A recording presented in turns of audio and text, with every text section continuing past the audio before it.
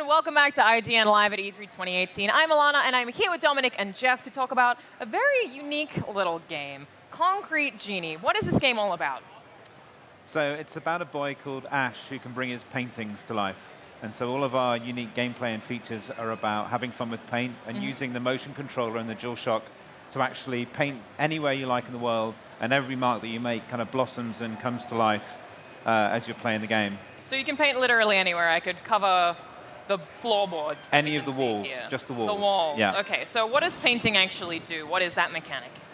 So it's actually something that cleanses the city. So something terrible's happened here that you find out about as you learn while you're playing the game and learn through the story.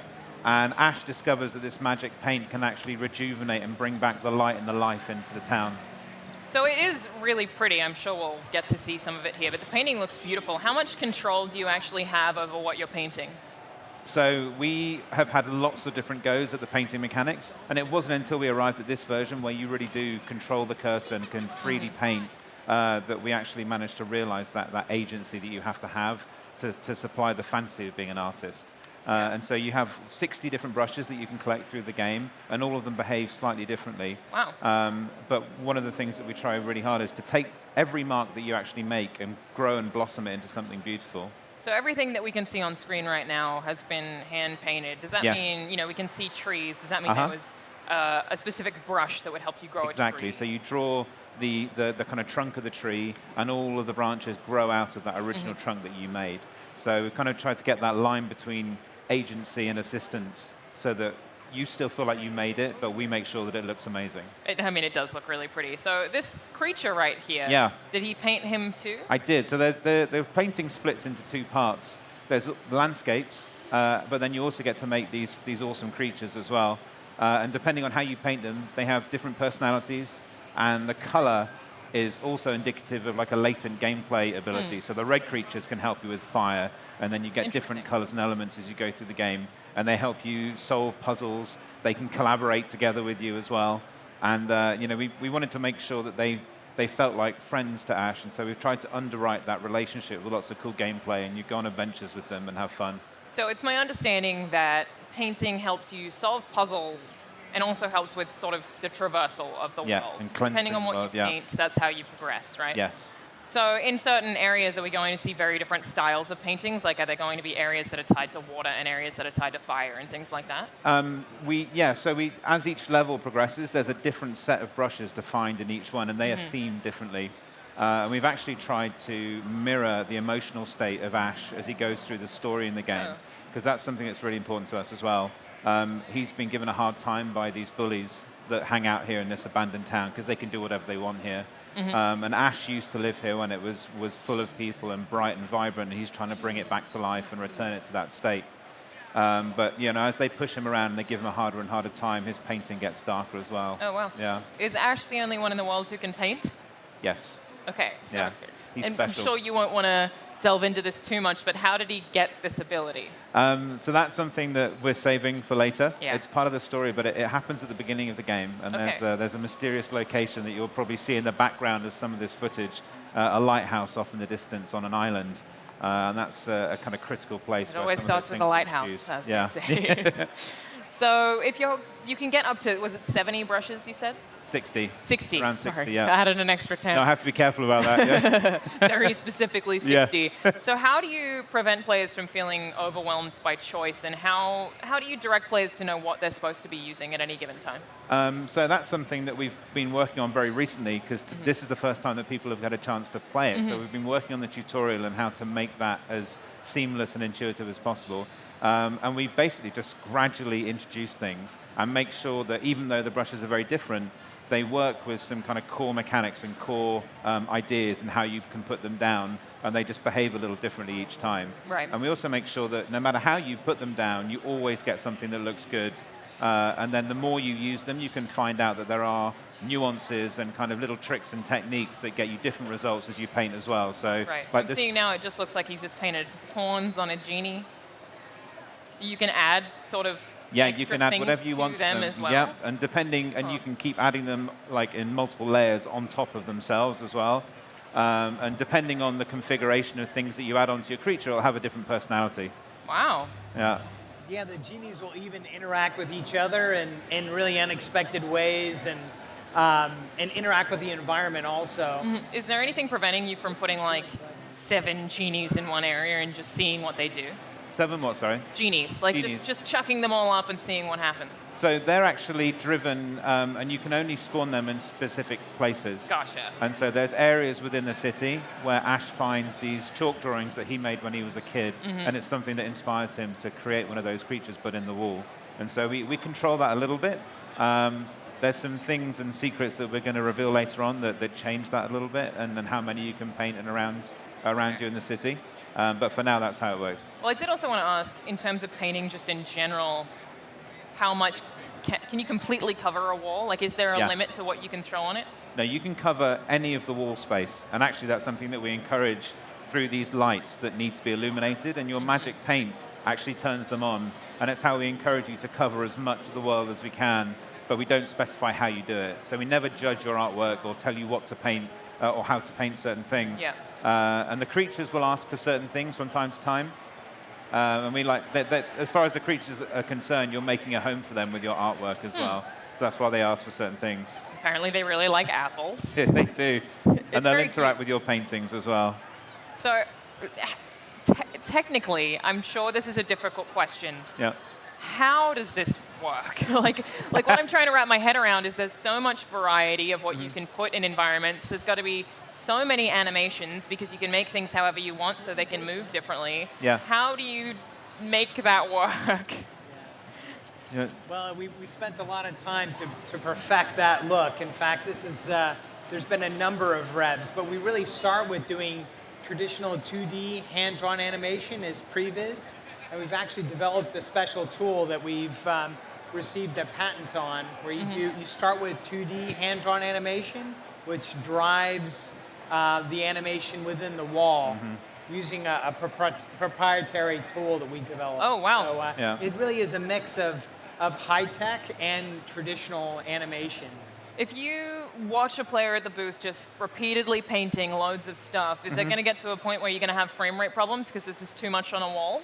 There will be a limit eventually to how much you can paint, but right now we haven't really hit those limits. So you can cover every surface right now and it will hold up to It just that. sounds, it's hard for me to fathom. It's like, I guess how big is the map?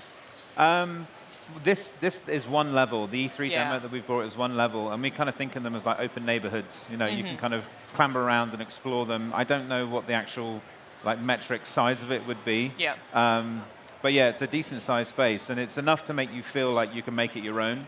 And that's been about as amazing as we hoped it would be, like watching other people paint for the first time and seeing kind of, you know, tens, hundreds of people go through the demo. Everybody's version of the world looks completely different, which is what we wanted and hoped would happen. But it's been really exciting to see people paint for the first time. I did want to ask how you guys, you know, when this game was revealed, people were very curious, very excited, but had a lot of questions like I do right now. But what does it feel like seeing people actually play the game in person for the first time?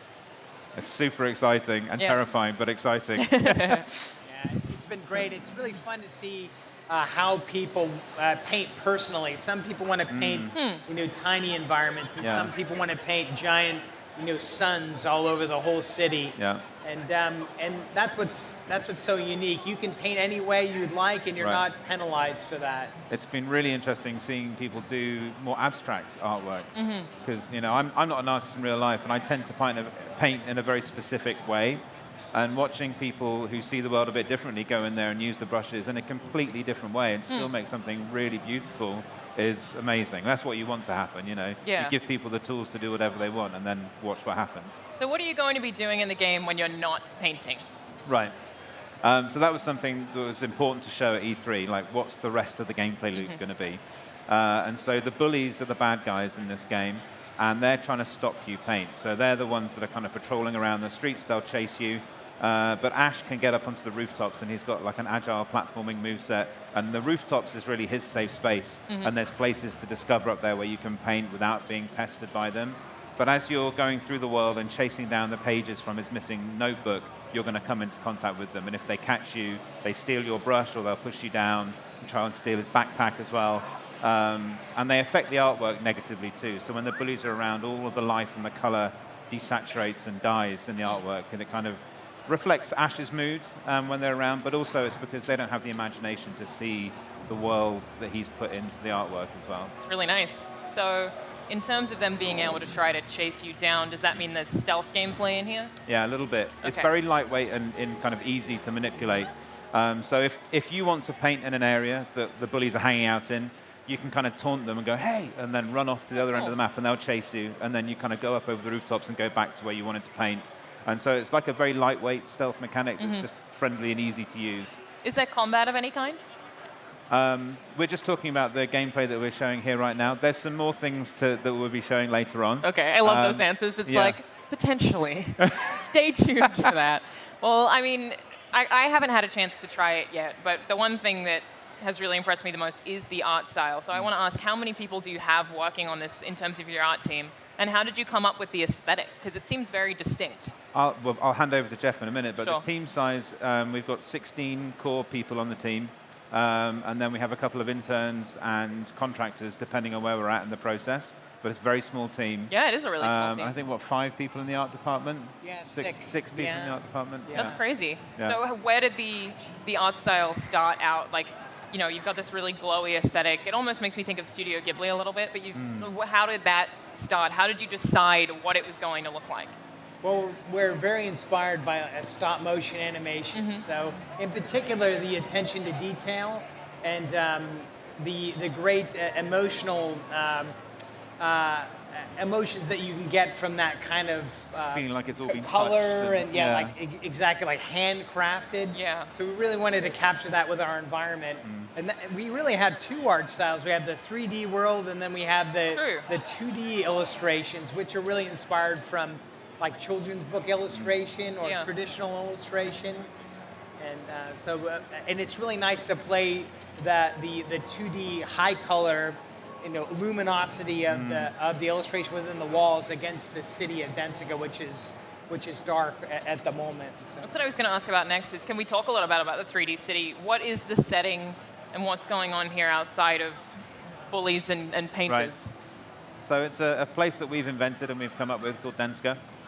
And an environmental disaster has befallen the town. It used to be this vibrant fishing village, and Ash grew up here. But unfortunately, something happened that you find out about in the game that has killed all of the sea life, and everyone has moved away. And it's been completely abandoned. And he's trying to bring it back to life and rejuvenate it. Gotcha. Can I ask you guys, because there's a lot going on here, and it just seems so lovely and endearing, but you know, things like this are hard to make, and I really want people at home to realize how difficult this can be. So what was the most challenging thing about working on this game? Wow. It is like making 2 games in one. Yeah. You know, we've been lucky enough to have a long time to work on it. So we're over 3 years on this project now, and so you know, luckily PlayStation gives us a lot of time and support and rope to kind of make these games and these kind of investments. But yeah, I think it is like a whole game that's 2D and lives in the walls and has to be generated by things that the player gets to make. That's super tough. Like building things with enough capacity to absorb however anybody wants to do it. Yeah. And then you have all of the technical difficulty of making a third-person action adventure game, you know, with a very, very small team. So, but we wouldn't have it any other way. Yeah.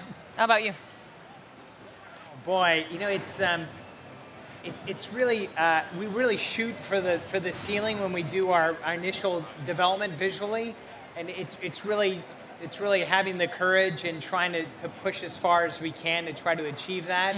And we're lucky that we have great collaboration with our engineering department, which is only 3 people. That's crazy. To try to push to achieve that. Man, you guys have done an incredible job for what it is and how small your team is. Like, I honestly had no idea. It's really impressive. So thank you. Sure, you can't answer, but when are we going to be able to play it? So we are working really hard to get it finished by the end of the year. Oh, okay. Yeah. There you go. Hopefully we'll have it sometime this year then. Thank you guys so much for joining us. For more on everything E3 2018, stay right here on IGN.